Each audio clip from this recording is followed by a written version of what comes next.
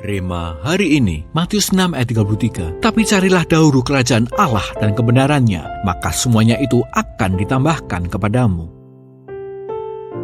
Bayangkan jika seseorang sedang membangun sebuah rumah besar. Ia punya cetak biru yang indah, dana mencukupi, dan tim yang siap bekerja. Tapi ia mengabaikan satu hal penting, fondasi. Akibatnya, seindah apapun rumah itu terlihat dari luar, ia tidak akan bertahan lama. Begitu juga dengan hidup kita. Kita bisa punya mimpi besar, rencana matang, dan usaha keras. Tapi jika tidak dibangun di atas prioritas yang benar, semuanya bisa rapuh dan goyah.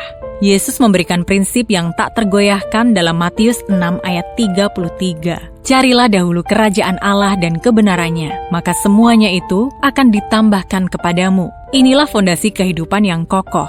Ketika kita menempatkan Tuhan dan kerajaannya sebagai pusat hidup, maka segala yang kita butuhkan, baik hikmat, kesempatan, hingga sumber daya, akan Tuhan tambahkan dalam waktunya. Seringkali, kita terjebak dalam pembangunan demi ambisi pribadi, karir, mimpi, bahkan pelayanan. Tapi Tuhan mengingatkan kita untuk mengevaluasi motivasi. Apakah semua itu kita bangun demi diri sendiri atau demi kemuliaannya? Hidup yang besar bukan tentang seberapa tinggi kita mendaki, tapi seberapa dalam fondasi kita di dalam Kristus.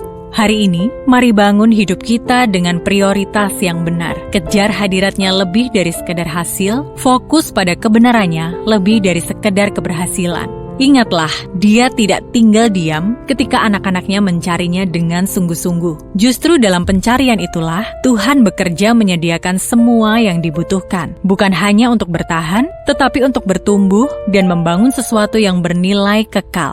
Biarlah hidup kita bukan hanya menjadi karya pribadi, tetapi menjadi bagian dari pembangunan kerajaan Allah di bumi yang menjadi berkat bagi banyak orang.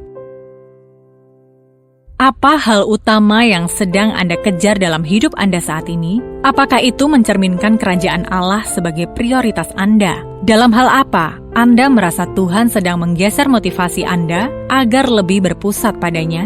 Apa satu langkah konkret yang bisa Anda ambil hari ini untuk membangun hidup yang berlandaskan pada kebenaran Tuhan? Tuhan Yesus, ampunilah kami jikalau selama ini kami sering terobsesi dengan ambisi kami sendiri. Tuntunlah hidup kami agar lebih mengutamakan misi kerajaan Allah dalam hidup kami. Di dalam nama Tuhan Yesus, kami berdoa. Amin. Jangan hanya membangun demi ambisi pribadi, tetapi jadikanlah hidupmu untuk membangun misi kerajaan Allah.